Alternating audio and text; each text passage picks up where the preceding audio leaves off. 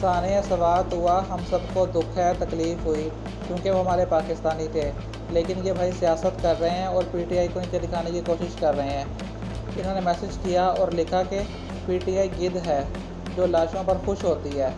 मैंने लिखा कि गिद्ध और राजा आमिर साहब आप हैं, एक पार्टी उसको दीवार के साथ लगा दिया गया, उसका लीडर जेल में है, सियासी कारकुनान को मारा गया, बल्ला छीना गया, मैंडेट छीना गया, ख़वातीन की सीटें छीनी गई, 9 मई के केसेस बनाए गए, ज़बरदस्ती पार्टी छुड़वाई गई। मैंने कहा कि जो मुश्किल में है, आजमाइश में है, आप उनके ऊपर मुसलसल हमला आवर रहते हैं और सबसे बड़े गिद्ध होने का सबूत देते हैं। नीचे मैंने फॉरवर्ड मैसेज किए हुए हैं, अगर आपने पढ़ने हैं तो वीडियो को रोक लें और पढ़ लें। फिर ये भाई हैं, ये कहते हैं कि भाई अल्लाह का खौफ करें, पाक पतन में कौन सा कश्ती डूबी है। मैंने लिखा कि 100 बलूचिस्तान में वाक़या है।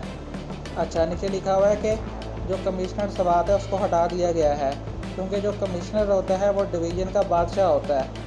अच्छा, फिर उसके बाद ये कहते हैं कि ये भी खबर झूठ है। अच्छा, मैंने लिखा कि मैसेज सही तरह पढ़ लिया करो।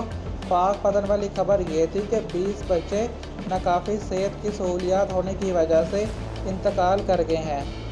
फिर ये कहते हैं कि ये भी झूठ है। अच्छा, मैंने कहा कि शायद ये वाक़या आपके इल्म में ना हो, बिल्कुल वैसे ही जैसे आपके इल्म में नहीं है कि मुल्क में कितनी महंगाई है।